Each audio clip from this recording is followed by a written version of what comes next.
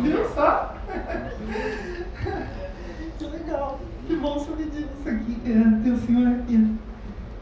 Então, muitas vezes acontece essa formalização mesmo. Ao invés da gente ir para procurar a solução, da solução, tentar formalizar, fazer com que aquela solução seja a solução para muitos. Né? Bom, da minha parte, acho que é só isso mesmo. Parabenizar você, Lúcia, ao seu orientador, ao professor Zix, né? E que vocês tenham muito sucesso aí nos seus empreendimentos. Tá? Os paranaenses todos vamos ficar aqui na torcida. E estaremos à disposição para o que for necessário. Tá bom? Obrigada.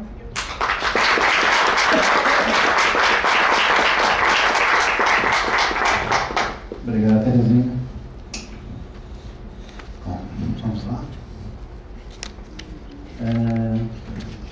Eu marquei alguns pontos aqui, antes de eu começar a falar sobre você, né?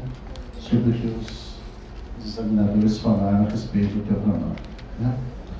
Pegando a fala do Teófilo, né? Um ponto que me chamou a atenção é a expectativa da TA no Brasil. Isso aí vem bem ao encontro do que o Flávio tinha falado.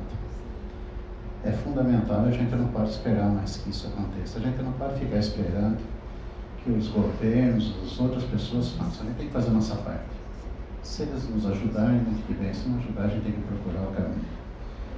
E a expectativa é que cada vez mais a gente tenha uma sociedade mais inclusiva e nivelada.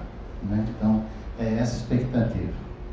Do ponto de vista de pesquisador, a coisa mais gratificante é quando você faz alguma coisa, independente dela ter dado algum fruto monetário ou não, é você ver o rosto das pessoas e ver o que você pode dar. Aquilo ali não tem valor monetário que pague.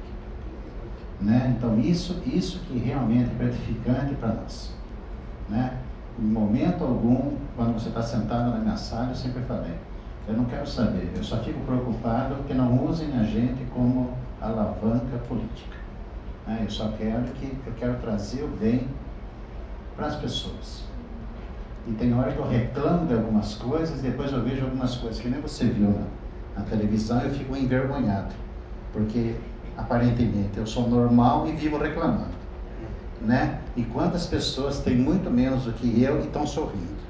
Então eu tenho inveja daquelas pessoas, né? Porque eu deveria ter um pouco mais de paciência e respeito. Tá? Então eu acho assim, essa expectativa, Teófilo, ela é fundamental, a gente tem que ir para frente. A gente tem que trazer, a gente não é levar o Brasil, é levar o povo, né? O povo em qualquer parte do mundo, que ele tenha uma vida muito melhor, que ele tenha uma vida muito mais próxima da gente.